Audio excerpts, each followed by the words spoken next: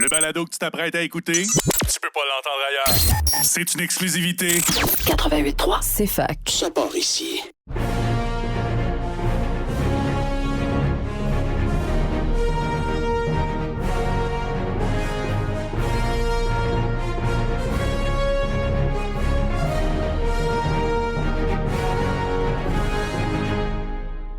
Bonjour à tous et à toutes, bienvenue à un premier épisode, au premier épisode de la saison 3 du Popcorn de l'Infini. J'ai toujours avec moi David Mercier. Comment ça va, David? Ça va bien. C'est aussi notre 25e épisode. On souffle nos 25 bougies.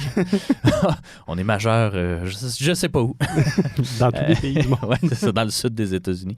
Cette semaine, on fait un petit pas de côté dans le MCU pour explorer Sony, en fait, les productions Sony, et j'ai nommé donc The Amazing Spider-Man, le reboot de la franchise Spider-Man après la déception qu'a été Spider-Man 3 et l'annulation du 4e film de Sam Raimi là, de Spider-Man.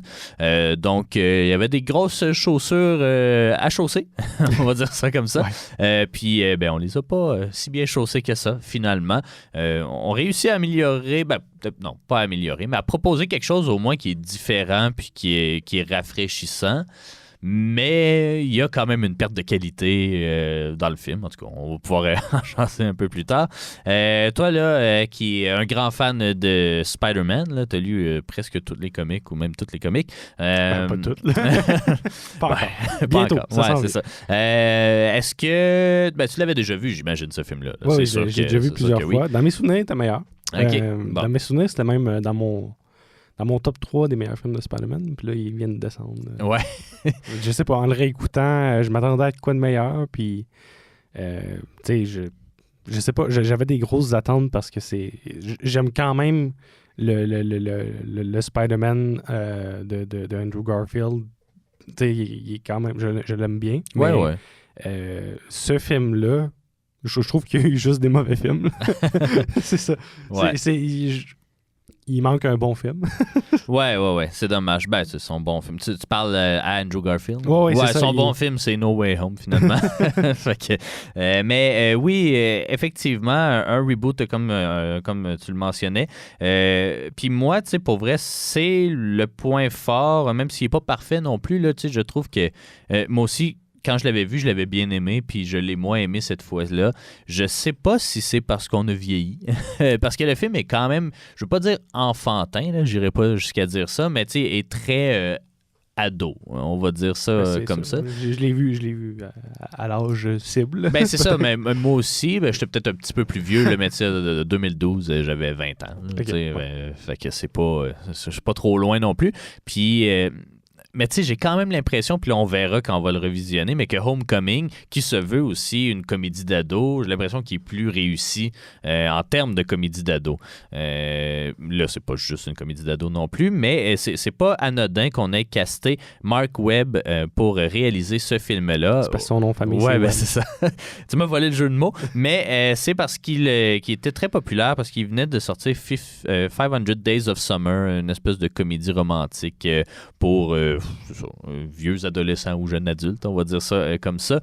Film très populaire, là, encore aujourd'hui sur Letterboxd, il est parmi comme les films qui sont le plus aimés de la communauté, avec Joseph Gordon-Levitt et tout ça. Donc, on a voulu, je pense, parce que là, Spider-Man 3, on s'entend, on était rendu ailleurs. Spider-Man 1 de Sam Raimi était d'une certaine façon un film d'ado, mais rapidement, on quitte le secondaire pour aller à l'université puis faire autre chose. Ouais. Mais Spider-Man 3, là, on n'était plus vraiment dans la comédie d'ado. On a voulu faire un retour donc vers ce public-là, vers les débuts de Spider-Man. On reste trop longtemps en secondaire à mon goût. Là. Andrew Garfield, au moment du tournage, a genre 28 ans. Là. Fait que il va falloir qu'il ait coulé pas mal de classes pour être encore au secondaire à cet âge-là. Mais ultimement, je trouve que c'est lui qui peut-être pas joue le mieux, mais qui représente le mieux Peter Parker. La version que je m'en fais. Je sais pas si toi, tu as cette impression-là. Non, j'irais peut-être pas. Non? J'irais peut-être pas. Peut-être, mais... Tom Holland, toi, tu sais? Ouais, peut-être. Parce Oui. que Tobey Maguire, on dirait que je sais qu'il est un bon Spider-Man parce que j'ai vu ses films puis c'est ça, mais c'est pas la vision que je me fais de Peter Parker. Non, mais hein. Tom Holland, j'irais plus Peter Parker. Pour le meilleur Spider-Man, j'irais avec Andrew Garfield. Simplement pour les jokes qu'il fait durant ses combats. Là. Ouais. Ça, c'est un classique de Spider-Man qui manquait peut-être à Tobey Maguire, puis qui manque aussi pas mal à Tom Holland, même s'il en fait quelques Ouais, fois. en là. fond, mais Reste que Andrew Garfield va y aller, va faire le meilleur Spider-Man là, juste pour ce facteur-là qui est super important, je trouve, avec Spider-Man, qu'on a un peu échoué là, avec Tobey Maguire. Ouais. Donc, c'est ça, on a donc Andrew Garfield dans le rôle de Peter Parker. Là, cette fois, on se détourne de Mary Jane pour se coller à Gwen Stacy, qu'on avait déjà vu dans la trilogie de Sam Raimi. Brièvement, c'était Bryce Dallas Howard dans Spider-Man 3 qui l'incarne. Là, on a une vision différente de Gwen par rapport à ce qu'on connaît. Là, si vous avez juste connu les films. C'est Emma Stone qui l'incarne. Elle aussi était pas mal populaire pour cette tranche d'âge-là, on va dire ça comme ça. Mais en tout cas, son personnage va avoir une importance finalement dans le MCU, mais à son insu, là, parce que ça va être un élément important peut-être de Spider-Man No Way Home. En fait, oui, je ne veux pas spoiler. Ouais, c'est ça. Là, en tout cas, c'est quand même un bout qui est sorti. Non, mais en fait, on peut dire là, Gwen Stacy dans les comics est morte depuis 1973. Fait que, puis il y a une importance à cette mort-là aussi là, dans la storyline. Je dirais que c'est un personnage qui est devenu plus important une fois mort. Ça, c'est triste, là, parce que c'est un personnage qui a été, mettons, créé par Stan Lee, mais elle n'a pas... au départ, là, Gwen Stacy, dans les comics, n'a comme pas, j'en parlerai un peu plus, mais elle n'a pas de profondeur tant que ça. Là. Okay. Puis c'est après ça après sa mort, qu'on va retcon, puis qu'elle va comme un peu hanter Peter Parker. Fait que ça va être je pense qu'elle va jouer un rôle plus grand une fois morte. Là. C'est un peu bizarre de dire ça. Mais c'est ça, on montre définitivement une version de Gwen Stacy. Je ne sais pas si c'est la bonne version. J'en parlerai après la pause. Mais... Ouais.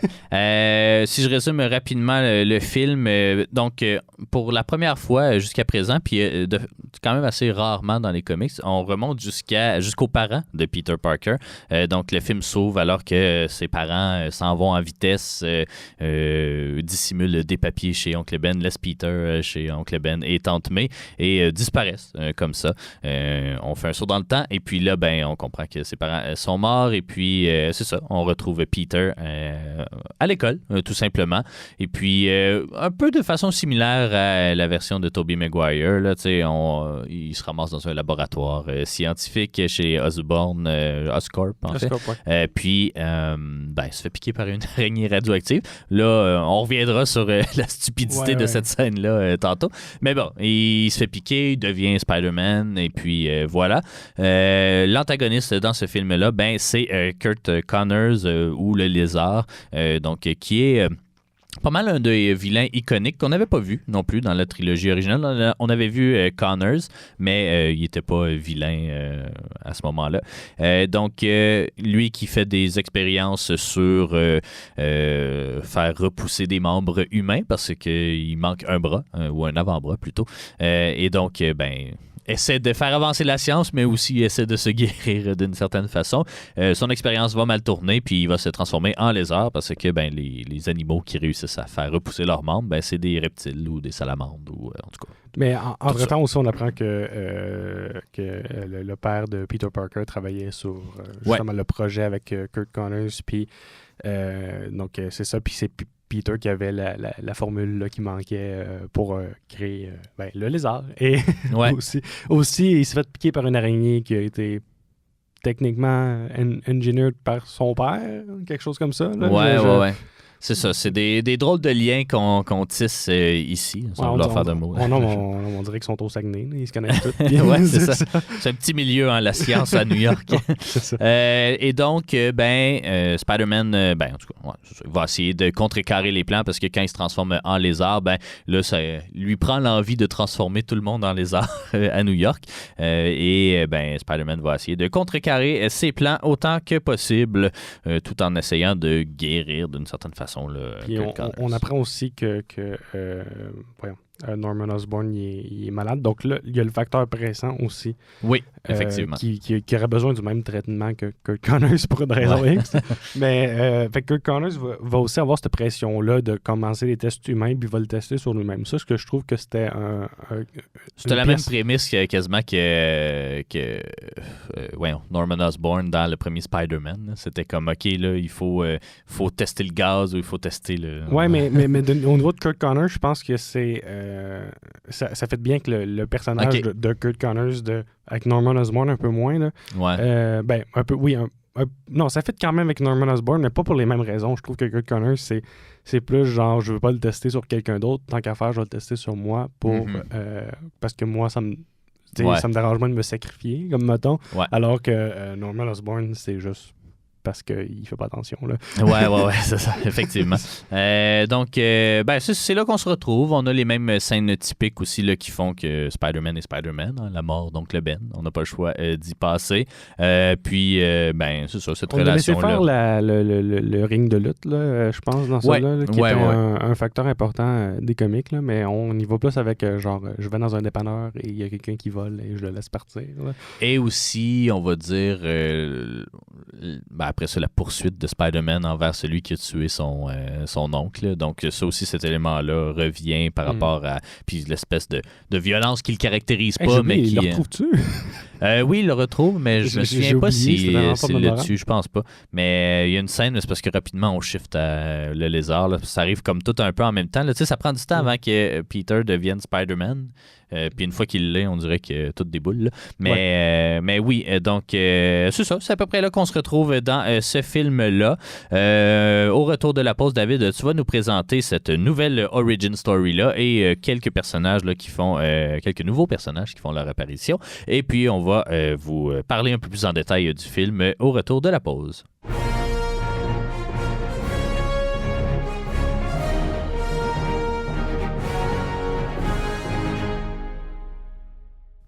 Vous êtes de retour au Popcorn de l'Infini. Cette semaine, on s'intéresse au film The Amazing Spider-Man de 2012. David, le grand fan de Spider-Man en toi, je me souviens que ton plus gros désaccord par rapport au premier film de Spider-Man là, de 2000, 2001, je sais plus, 2000 je pense.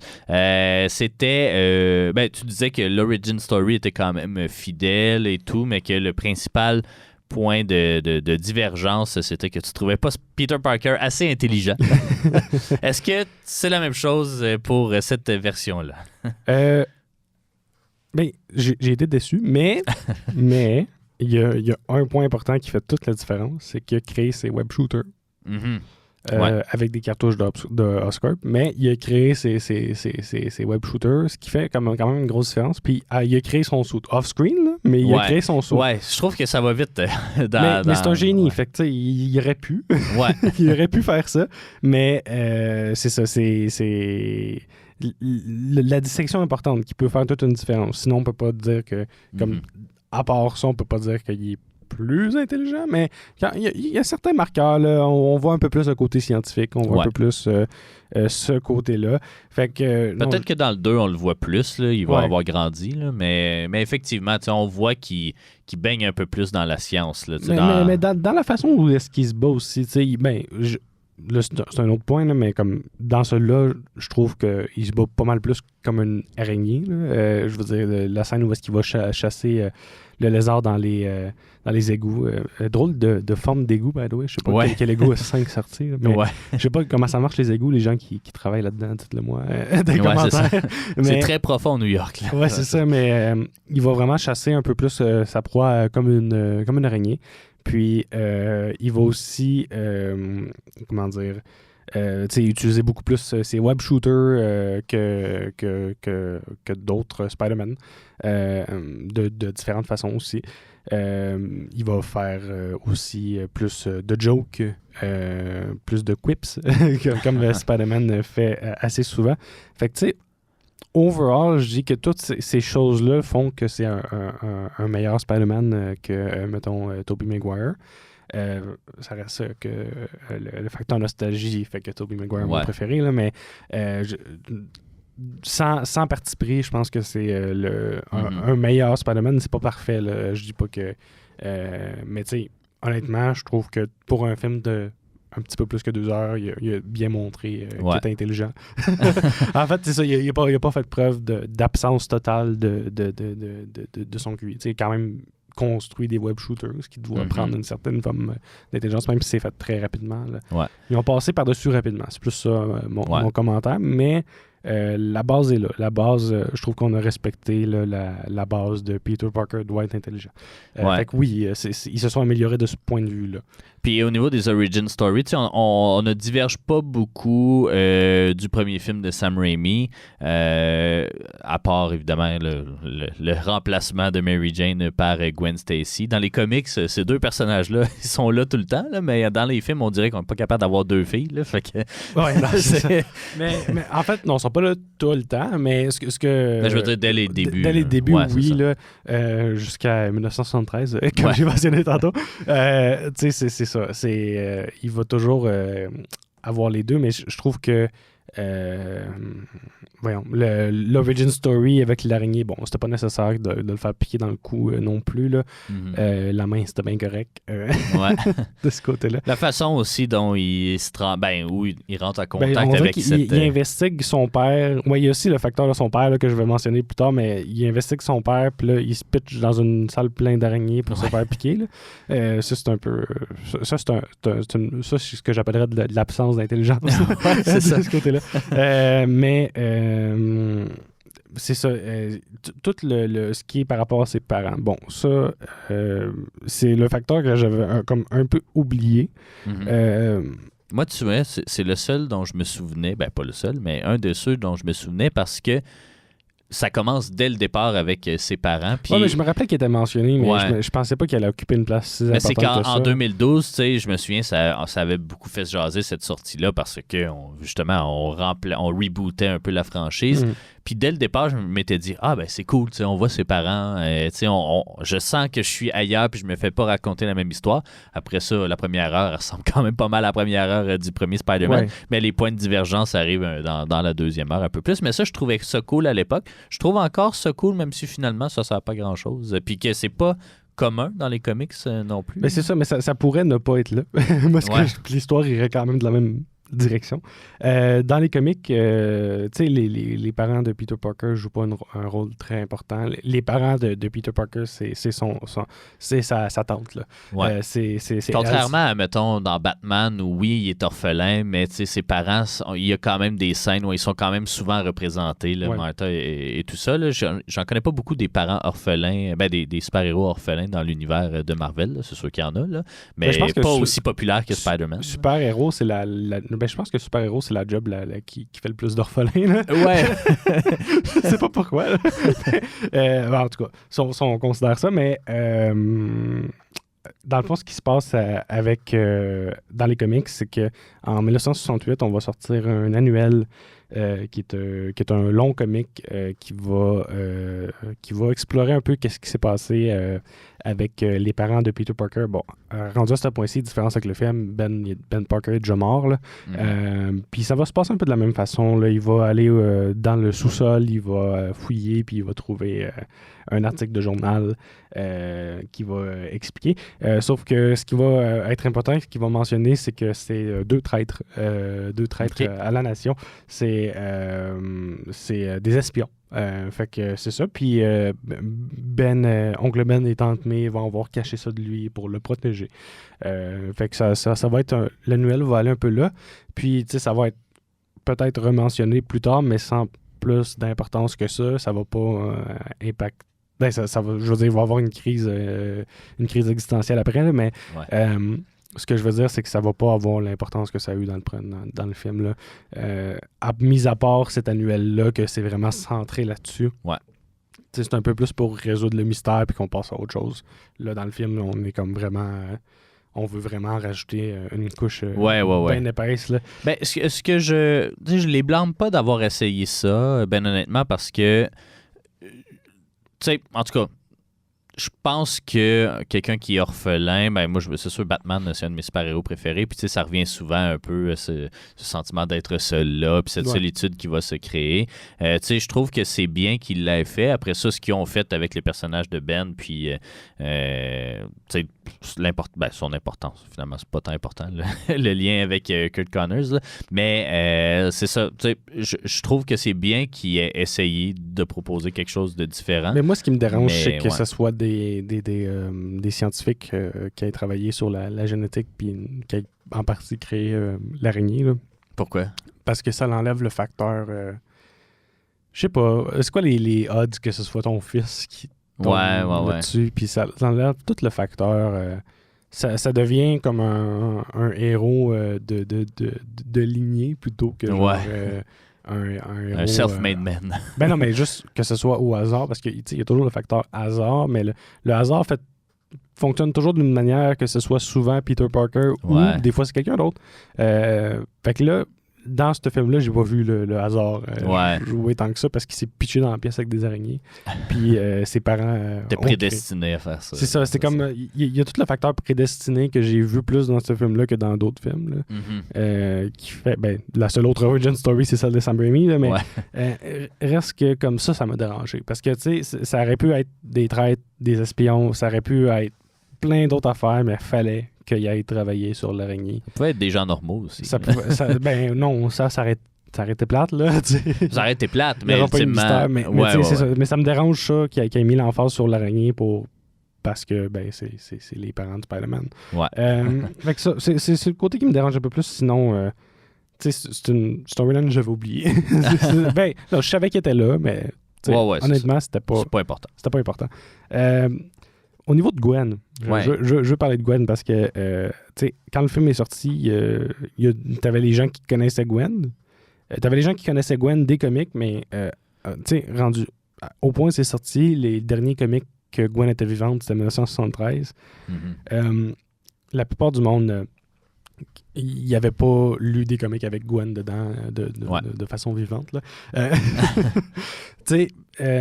Mais il y a du monde qui l'ont vu, qui connaissait Gwen. Puis ce monde-là, je pense qu'ils ont vu le film d'une différente façon. Probablement. De un, la représentation de Gwen est fâchante.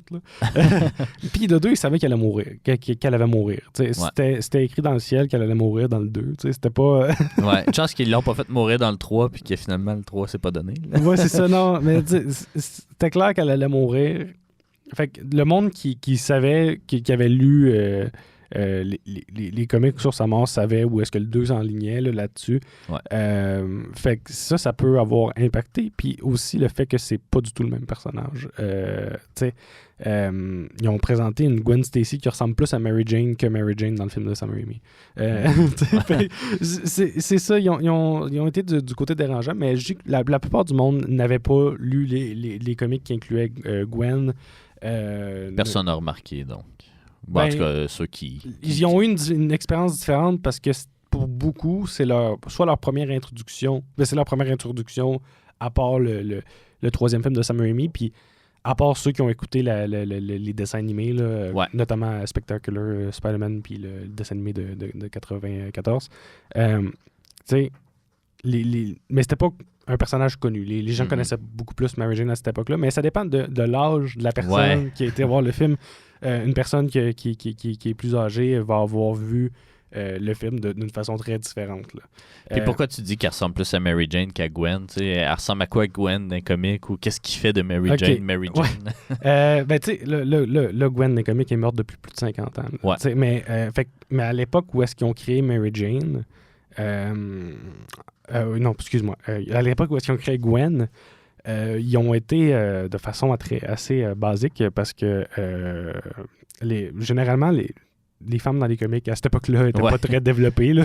Non, c'était pas des personnages très développés. C'était pas... fait qu'il y avait pas de profondeur à son personnage tant que ça. Okay.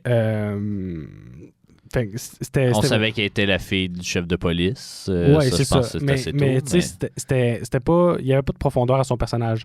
Mary Jane fut une exception à ça dans les comics parce que Mary Jane avait comme une certaine profondeur. C'était c'était une party girl, quelqu'un d'un peu méchant. Puis éventuellement, on se rend compte que là, c'est juste un masque qu'elle met parce qu'elle se fait maltraiter dans sa famille, quelque chose comme ça. Bon, tu vois, ça, c'est de la profondeur. Gwen n'avait pas ce type de profondeur-là. Puis sa profondeur, elle va aller la chercher après sa mort. Ouais, c'est ça. Quand on va retcon dans le passé. Puis aller chercher ça, puis on va voir aussi que c'était pas tout le temps une bonne personne dans certains comics. Okay. Il y a certains comics de ces comics-là qui ont été retcon parce qu'ils ont fâché trop de monde. Fait que, tu sais, on n'a pas de direction claire pour Gwen Stacy dans les comics. Ses clones sont revenus plus souvent à ce point-ci qu'elle elle a été présente. Mais tu sais, puis ça va rester, dans le fond, elle va rester là comme un point chaud pour Peter, comme l'oncle Ben va être un point chaud aussi pour Peter de regret. Fait que c'est ça. Dans le film, on présente quelqu'un qui est beaucoup plus comme Mary Jane. Pourquoi je dis ça? Parce que aller se battre contre le lézard, là, c'est pas un move que Gwen ferait dans les comics. C'est un move que Mary Jane ferait dans les comics. Okay. C'est vraiment pas quelque chose que je verrais Gwen faire de ce que j'ai lu dans les comics. Là. C'est pas ce type de personnage-là. Fait que c'est quelque chose qui surprend quand même assez. Puis je suis pas contre parce que c'était vivement besoin de ce personnage qui avait vivement besoin d'une meilleure adaptation. Ce qu'on a pu voir dans beaucoup de médias, malheureusement, Gwen est très peu bien représentée parce qu'il y a très peu de choses à dire d'elle. Malheureusement, là, c'est ça. Les exceptions, ça va être comme le dessin animé de Spectacular Spider-Man. Je pense que Gwen va avoir un rôle avec plus de profondeur, là, mettons. Mais sinon, c'est un vent de fraîcheur là, pour le personnage, mais tant qu'à calquer ton personnage sur Mary Jane, prends Mary Jane. Ça nous fait demander comment est-ce qu'il aurait fait Mary Jane finalement si jamais il l'avait fait là, dans le troisième film. Est-ce qu'elle aurait été pareille ou est-ce qu'il aurait changé un peu on dirait que c'est une Mary Jane light. Là. C'est pas 100% Mary Jane, c'est pas 100% calqué sur Mary Jane, mais mettons que c'est fâchant. C'est fâchant. Puis, tu sais, c'est aussi démontré comme une genre de partner love interest de Peter pendant toute la durée. Puis c'est pas ça dans les comics. Tu sais, oui, ça va être love interest, mais c'est ça. Il y a toujours le fait que c'est vraiment le move de battre le lézard, elle sort de son personnage totalement. OK. Fait que ça me fâche. C'est ça. Ça me fâche. Non, mais pour vrai, mais ça reste un personnage qui est important pour Peter Parker parce que c'est un de ses plus grands regrets qu'elle soit morte. C'est un peu de sa faute aussi. Fait que c'est 100% de sa faute en fait là, parce que c'est ça. On va reparler un peu plus de sa mort dans le 2 qui est calqué sur un comic qui existe déjà. Donc je vais pouvoir avoir une idée de à quel point ça c'est accurate. Mais je pense que dans le 2 là, on revient pas mal plus à quelque chose de comic accurate parce que ça suit carrément un comic là en particulier.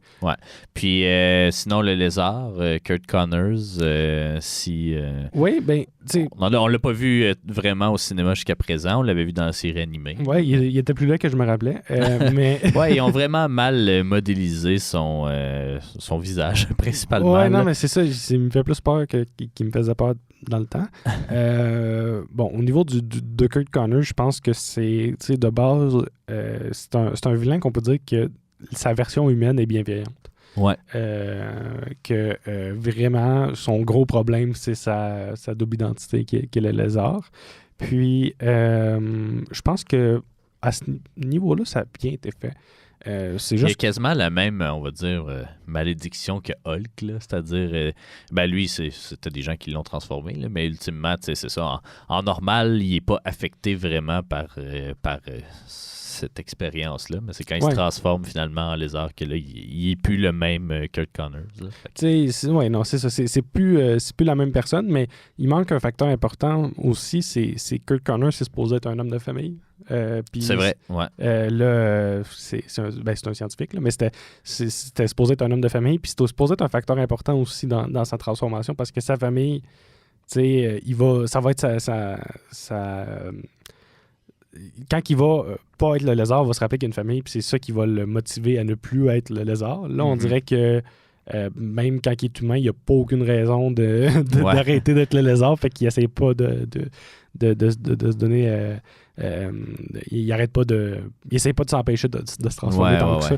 Mais à la fin, on voit qu'il sauve Spider-Man là, d'une chute potentiellement. Je sais pas comment elle aurait été fatale parce que c'est Spider-Man, là, mais...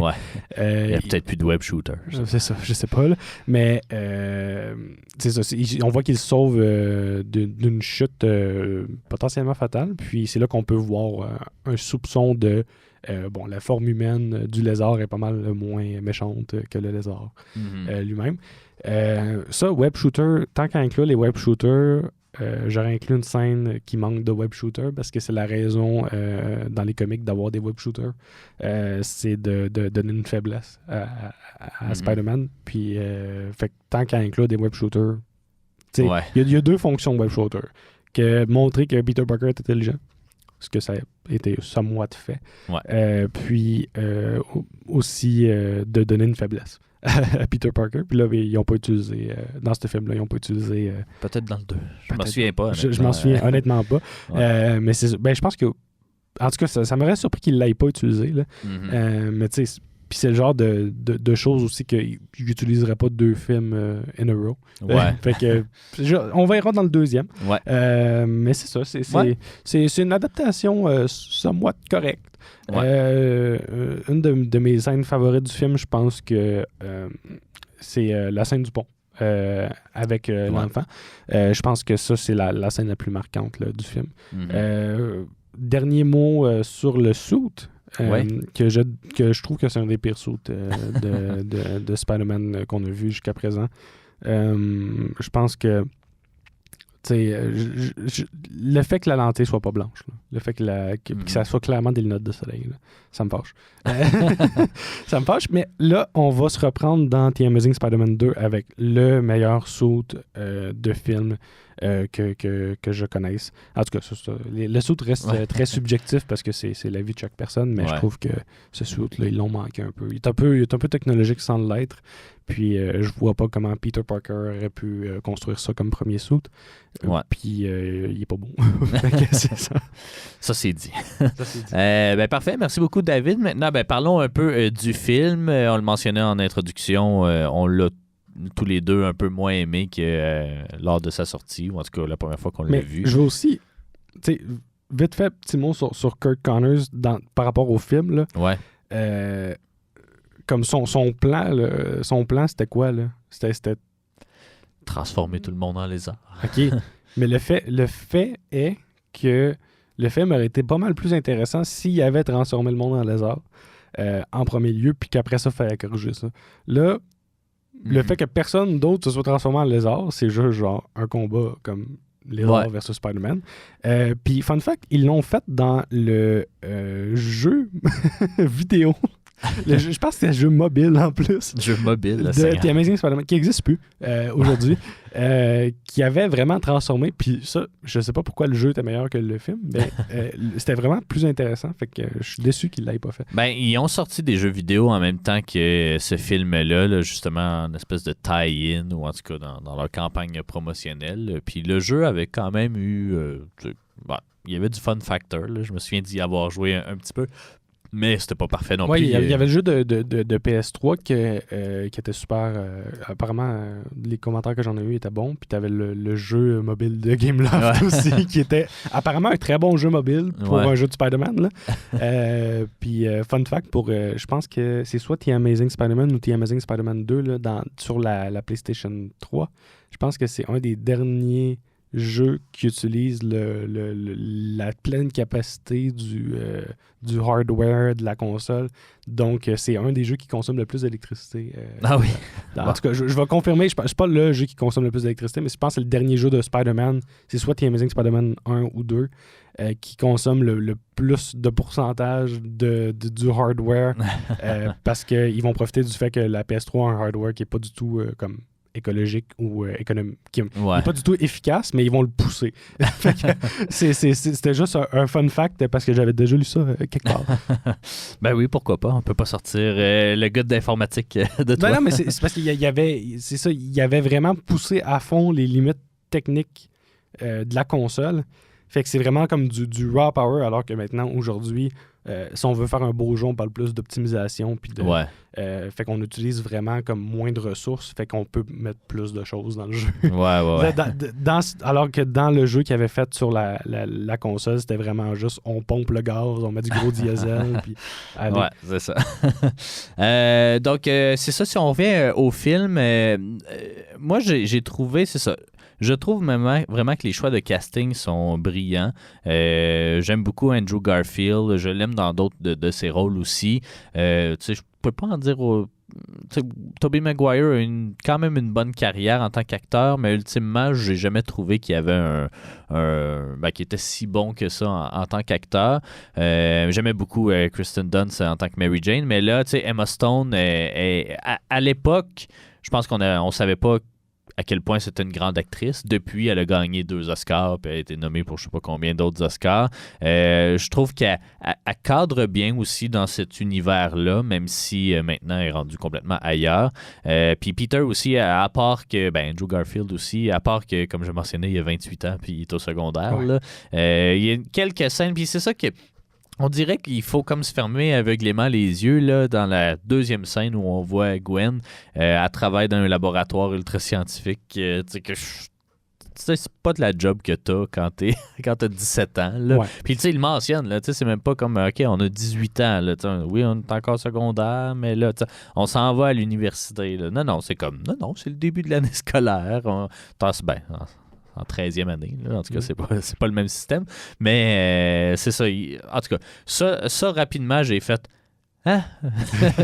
puis j'ai pas été capable de me défaire de cette espèce d'enfantillage-là qui est un peu présent, au moins dans la première heure. Là. Après ça, on est un peu ailleurs. Mais tu sais, je le trouvais très immature comme film, très adolescent. Puis ça m'a moins plu, mais je me dis, si quand j'étais plus jeune, ça m'avait moins gossé, peut-être c'est parce que j'étais plus dans... C'est ça, j'étais le public cible à l'époque. Je sais pas trop. Mais c'est ça, je trouve que les choses vont vite, puis je sais pas si c'est une paresse scénaristique ou une façon d'éviter de répéter quelque chose que les gens savent déjà, notamment le costume, notamment les pouvoirs qu'il y a. J'ai l'impression d'avoir manqué j'ai l'impression d'avoir une version cut down du film c'est ça. final, parce que je sais pas, j'ai pas regardé l'extended cut aussi, peut-être qu'il y a les scènes qui manquent dedans.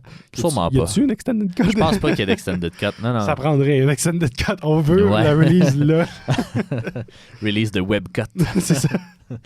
Mais ouais, c'est ça. Donc, puis, c'est ça. D'après moi, c'est vraiment une question d'optimisation, là, de ne pas vouloir répéter ce qui s'est dit il y a 10 ans avant la sortie du film. Mais c'est ça. Fait on a vraiment un beau tandem, mais on dirait qu'on l'exploite pas comme il faut. Tu sais, je ne mettrais pas la faute nécessairement aux acteurs d'avoir amené ce ton-là. C'est vraiment plus au niveau du scénario. Parce que ce qu'il faut préciser aussi, c'est que c'est, étonnamment ou pas, la même équipe technique, les mêmes scénaristes qui reviennent par rapport à la trilogie de Sam Raimi. Là, il y a juste Sam Raimi qui revient pas, ultimement. Là. Mais il a été renvoyé. Ouais, c'est ça. C'est les mêmes producteurs, c'est les mêmes scénaristes, les mêmes effets spéciaux. Puis, c'est ça. Je trouve qu'il y a beaucoup d'occasions manquées là-dedans, mais il y a aussi beaucoup de bons, en tout cas un semi-vent de fraîcheur, disons-le ainsi. Des scènes que j'ai trouvées les plus stupides, c'est les scènes finales où toutes les grues s'alignent aussi pour que Spider-Man puisse se promener puis aller à la tour où le lézard se situe. Ça, j'ai trouvé ça complètement... plus qu'arrangé par le gars des vues. Là, le gars des grues? Ouais, c'est ça. C'est le gars des grues. Tu faisais le jeu de mots hors d'onde, mais c'est ça, tu sais, c'est pas... C'est pas comme ça que ça marche. Non, c'est ça. C'est pas comme ça que ça marche. Ça n'a pas aidé tant que ça. Là, je veux dire, j'ai l'impression qu'on a essayé de créer une autre scène à la scène du train là, dans Spider-Man 2, où là, tu sais, les gens se mobilisent un peu pour aider Spider-Man parce qu'ils remarquent que... Comme, il s'est fait tirer. Ouais, c'est ça. Tu sais, j'ai l'impression qu'on a voulu créer un de ces moments-là de comme, regardez là, nous aussi, on va aider Spider-Man. Mais c'était con. c'est très manqué. Sinon, modélisation du lézard aussi, là... il y a pas de bec ou il y a pas de je sais pas là, tu sais, J'essaie de l'oublier. dans la version animée, je trouvais que c'était quand même une belle représentation et ça sur l'animation permet de faire d'autres affaires, mais tu sais là j'avais l'impression de voir un Hulk cheap là, ou un Abomination, je sais pas trop, il y a une face weird. Puis si tout se passe la nuit aussi, la plupart des scènes du lézard, c'est la nuit. Fait que comme il est supposé être vert, mais finalement il est comme gris-brun. Tu sais, puis un petit peu trop de scènes de nuit, je pense. Ce qui sert à camoufler quoi, je sais pas. Mais qui la nuit est plus dur à rendre aussi. Peut-être ça contribue aussi au fait que t'aimes pas le look du costume. Ou je sais pas trop, mais non, je trouve que les scènes de nuit étaient pas si. C'est efficace. Peut-être que c'était encore pour faire un contraste avec l'autre Spider-Man où là, il y a peut-être plus de scènes de jour. Je sais pas, mais... Mais une scène qui aujourd'hui, qui est mal vieillie, je pense que c'est la scène où est-ce que c'est du point de vue de Spider-Man, puis il se balance sur un building, puis là, il voit son reflet. Là, pour montrer le nouveau suit, je pense que ça, c'est une scène qui est très mal vieillie, parce que comme ça paraît là, que c'est du CGI en entier. Là. Ouais. Il n'y a pas de monde où est-ce que ça paraît pas, là. J'ai aussi pas aimé tant que ça son web slinging, là, de se balancer carrément parce que il passe toujours trop proche du sol. Là. Ouais. Mais canoniquement, selon les comics, c'est parce qu'ils calculent mathématiquement c'est quoi la limite de. Fait que techniquement, il devrait pas être si proche du sol que ça. Ouais. D'après moi, c'est juste pour le show. Là. Ouais, c'est ça. C'est un peu plus pour le show. Mais c'est définitivement le mieux qu'on a vu jusqu'à maintenant là, au niveau du... on est quand même 10 ans après le Spider-Man 1 et 2. Là. Fait que l'avancée technologique fait que c'est plus facile à faire, mais encore là, c'est pas parfait. Je pense que ça va se perfectionner plus dans les films de Tom Holland. Là, puis la grosse machine Disney là, qui fait des effets spéciaux. Mais oui, effectivement. Mais ultimement, je pense que son plus gros défaut, c'est peut-être juste une fois qu'on a passé l'origin story qu'on connaît quand même, en tout cas qui est familière, il n'y a pas grand-chose d'autre à retirer de ce film-là. Là. Tu sais, le lézard, on comprend ses motivations, mais... on comprend la motivation d'avoir fait les tests sur lui-même. On comprend pas la motivation de juste vouloir transformer le monde en lézard. C'est plus ça qui... En tout cas, qui... Tu mentionnes, ça aurait été plus intéressant s'il avait transformé le monde en lézard finalement, ou s'il avait passé proche, je sais pas. Mais c'est ça. Je trouve qu'il y a pas grand-chose à se mettre sous la dent. T'sais, je sais pas, on dirait qu'ils ont comme voulu, encore une fois, on dirait, Spider-Man 3 en faisait trop, puis là, ils se sont dit, on va faire juste le minimum. Puis ça fait un film très bof, très oubliable, ultimement. On n'en gardait à peu près aucun souvenir. Même j'en gardais des meilleurs souvenirs. J'avais des lunettes roses. Ouais. Je m'attendais. Je suis déçu parce que je l'ai regardé, puis là, j'étais comme, je l'ai re-regardé, puis c'était moins bon que quand je l'avais écouté la première fois. Puis toi, comment tu l'as trouvé finalement? Je l'ai trouvé meilleur dans mes souvenirs. Ouais, mais je sais pas. Tu as quelque chose d'autre à dire sur le film? Je l'ai trouvé meilleur dans mes souvenirs, puis je pense que je comprends pas pourquoi qu'on va dans cette direction-là. Puis je veux dire, je sais qu'on introduit Gwen Stacy pour la tuer dans le deuxième film. Là. Fait, sachant ça, je sais pas, j'ai de la misère à donner une opinion sur ce film-là parce que je l'ai pas aimé. Je l'ai pas aimé puis je m'attendais à l'aimer parce que dans mes souvenirs, c'est un bon film. C'est un très bon film dans mes souvenirs. Mon point positif, ça va être vraiment les jokes de Spider-Man que je vais trouver vraiment plus présentes que dans les autres. Mais sinon, là aussi, le combat de Spider-Man qui va se battre un peu plus comme une araignée, je trouve ça intéressant. Mais where is the fun? Somme toute, j'ai pas eu tant de fun que ça à écouter le film, alors que je m'attendais à en voir plus. Je m'attendais à en voir plus, puis finalement, le film a terminé, puis je suis comme, ça n'a rien changé. Non, exactement. C'est ça. Là. Malheureusement, c'est plate, mais c'est souvent qu'est-ce qui va arriver quand on va faire un reboot, puis qu'on change. L'origin story est pareil, là, ça reste Spider-Man, on connaît l'origin story.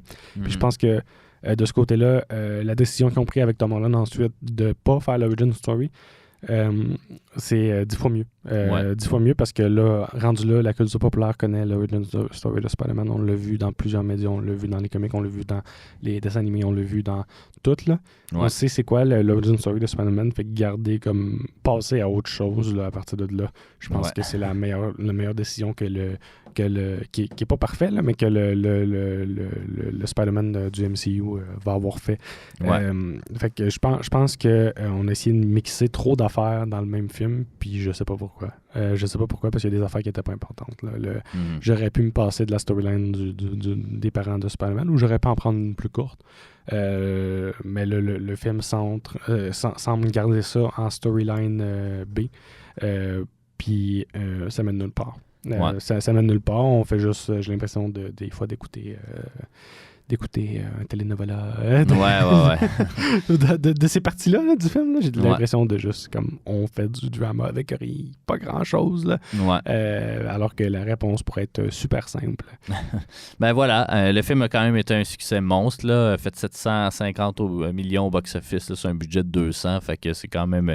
Je pensais que c'était moins. J'ai regardé les box-office du deuxième, puis il a fait les mêmes chiffres.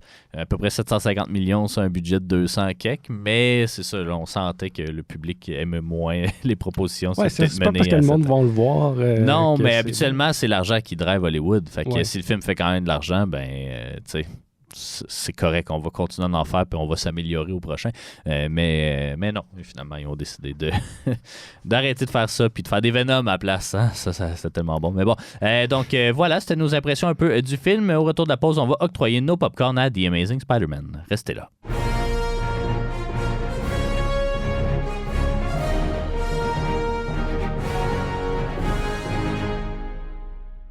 Vous êtes de retour au Popcorn de l'infini. C'est le temps d'octroyer nos fameux popcorn. On en a 6 à donner. David, on commence par le premier. Le popcorn de l'espace, donc ça, c'est le popcorn qui détermine l'importance avec le MCU. Donc, voir si le film a donné une marque sur le MCU quelconque. Bon, là, on n'a pas mentionné, mais ce qui a canonisé dans notre podcast, The Amazing Spider-Man, c'est Spider-Man No Way Home, où est-ce que le Spider-Man va revenir, The Amazing Spider-man va revenir. Il y a le multivers, il y a tout ça. Ouais.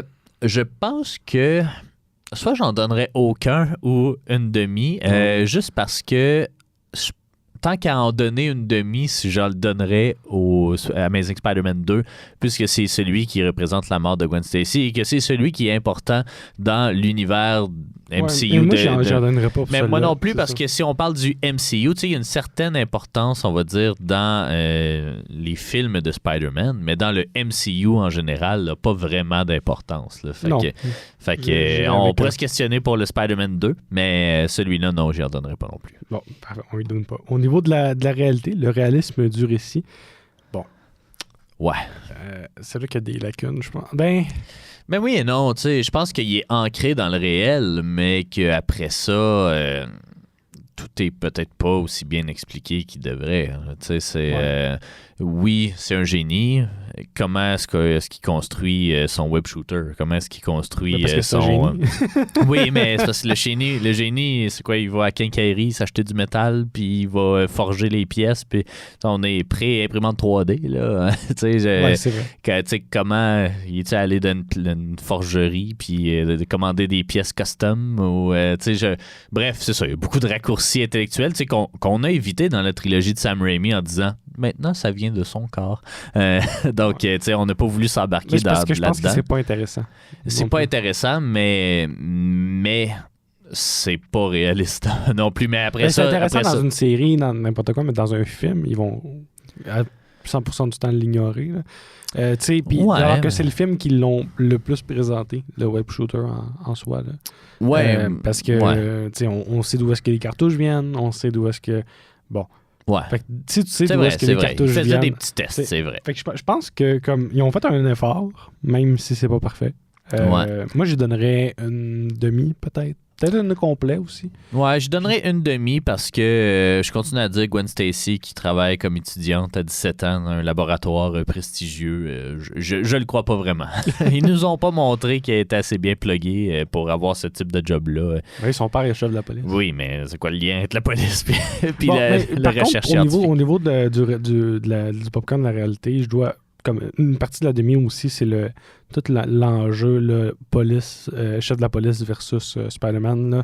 Ouais, Toute cette effectivement. discussion-là qu'on a lieu d'avoir, qui remplace un peu le J. Jonah Jameson, qui va être un peu plus agressif Ouais. de ce Je me souviens côté-là. plus si on le voit peut-être dans le deuxième. Peut-être, je me rappelle pas. Moi non plus, Ben, je me souviens c'est sûr que si on le voit, c'est le même acteur. Là. Fait que, mais non, Ouais. je pense qu'on le voit pas. pas. Ouais, il me semble que non, hein, c'est je ça. pense Fait qu'on le que- voit pas. Mais peut-être que je me trompe. Là. Ouais, une demi, ça. Une ça me va. une demi pour ça.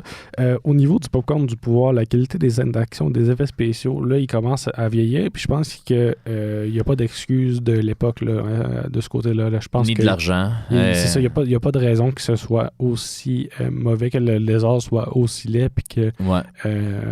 que je sois... L'action que je- est plate quand même. Tu sais, les Ben, scènes. j'ai aimé les scènes de combat où est-ce qu'il va utiliser ses web shooters contre le lézard, là, puis ça, je pense que je l'ai Ouais. mentionné aussi, où est-ce qu'il va carrément chasser comme une araignée. Je pense que ça, c'est intelligent. Je pense que c'est c'est une façon intelligente de montrer le combat d'une façon différente de je vais te sacrer un point sur la gueule. Ouais. Fait que je pense que ça ils ont quand même, faut leur donner, là, mais au niveau de la qualité des scènes d'action, je pense que c'est pas là. Ouais, La moi non qualité des effets spéciaux aussi. Là. Ouais. Je pense que c'est pas là pour l'époque que Ouais. c'est sorti. Puis on le voit encore plus aujourd'hui. Au niveau de l'arme, le respect de l'arme du matériel source, moi je donnerais. Ouais, ben je oui, donnerais parce que honnêtement, je pense qu'on a fait nos devoirs à un certain place. La seule chose qui me dérange beaucoup, c'est Gwen Stacy. J'ai eu le goût d'y enlever une demi, là, Ouais. mais c'est plus proche du 3 quarts plus 1 que du 3 quarts moins 1. On va arrondir en haut. C'est ça. Mais pour ce qui est de Spider-Man, pour ce qui est de le Peter Parker, j'ai un peu plus de misère, mais pour ce qui est de Spider-Man, comme le film ça s'appelle Spider-Man, Ouais. je sais pas, j'ai le goût de donner une demi par contre, parce que j'ai le goût de changer mon idée, mais puis je pense que je suis aussi influencé parce que le titre du film c'est The Amazing Spider-Man comme les comics. Ouais. J'ai le goût de donner une demi, mais je pense qu'il y a quand même un effort qui est fait. En fait, je donnerais une demi. Puis, Bon. non, je change d'idée pour le comic à QSC, simplement parce que je trouve que je sais que le 2 fait un meilleur job avec le comic à QSC. OK. Puis je pense que le 2 va plus se le mériter s'il y en a un des deux qui le mérite. Bon. Je pense pas que je pense que Gwen Stacy a trop de différence avec celle des comics. Puis je pense que l'histoire des parents aussi me sort du film. Je sais qu'elle est là dans le 2, là, mais ça me sort quand même du film Ouais. un peu trop. Là. Bon, ben parfait. Des Une fois, demi. des fois, j'ai l'impression qu'ils ont fait des différences avec l'origin story juste pour que ça soit différent, mettons. Ouais. Comme Effectivement. le fait qu'il se fasse mordre dans le cou, bon, c'était pas nécessaire. Là. Ouais. Bon, parfait. Pour l'arme, une demi. Je me suis convaincu là-dessus. J'ai négocié avec moi-même. Au niveau du popcorn de l'esprit, le fun factor, le bon scénario, je pense qu'on s'entend pour ne pas le donner. Ouais. Je pense qu'on s'entend que on n'a pas eu de fun. Pas Ou tant, non. autant qu'on s'attendait à en Au avoir. début, ça allait, mais plus ça avançait, puis moi, j'en avais. Fait que- Au niveau du popcorn du temps, est-ce que le film est intemporel? Est-ce qu'on va en garder un bon souvenir? Ben, moi, je dis que comme parmi comme les deux Spider-Man qui sont cancellés là, présentement, là, qui va être Tobey Maguire puis Andrew Garfield, je pense que Andrew Garfield a une possibilité de revenir. Bon, c'est peut-être obscur. Ben, c'est peut-être une théorie. C'est une théorie hot take. Ouais. Mais je pense que comme s'il y en avait un qui Ouais. devait Il est plus revenir. jeune aussi, le Tobey Maguire. Je pense qu'il est rendu ailleurs. Ben, aussi. il fait un bon... Il y a des problèmes de dos depuis le Spider-Man 2. Là. Fait que, pour de vrai, l'acteur. Fait que ouais, ben, soit rien ou soit une demi, là, à toi de trancher. Mais, tu sais, moi, ultimement,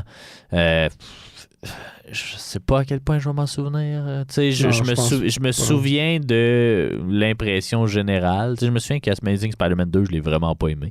Fait que j'ai hâte de le revoir pour confirmer ou pas ça. Mais ultimement, je me souviens de pas grand-chose de ces films-là. Comme un rêve éveillé. De faire que, ah oui, c'est vrai, ça existait, ça, ces deux Spider-Man-là. Là. Tu sais, les premiers Spider-Man, tout le monde les connaît encore aujourd'hui. Ceux-là, je pense qu'on l'apprendrait à des gens là, qui ont existé. Là. Tu sais, des gens qui suivent pas les comics, là, on s'entend. Là. Mais, OK. Ben, je donnerais pas au niveau du popcorn du temps. Fait que ça fait 2 demi-popcorn. Fait que, Pas mal, pas si mal. Donc voilà, c'était notre couverture de The Amazing Spider-Man. La semaine prochaine, on retrouve le MCU avec Iron Man 3, donc qui va clore cette trilogie qui met de l'avant Robert Downey Jr., mais surtout Tony Stark, qu'on va revoir dans, après ça, 8 films. Là. Puis merci d'être avec nous à notre 25e épisode. 25e épisode, premier troisième saison. épisode de la saison 3, effectivement. Merci de le rappeler, David. Merci à toi de nous avoir présenté ce film-là. Et on se retrouve dans 2 semaines pour Iron Man 3. Merci, salut!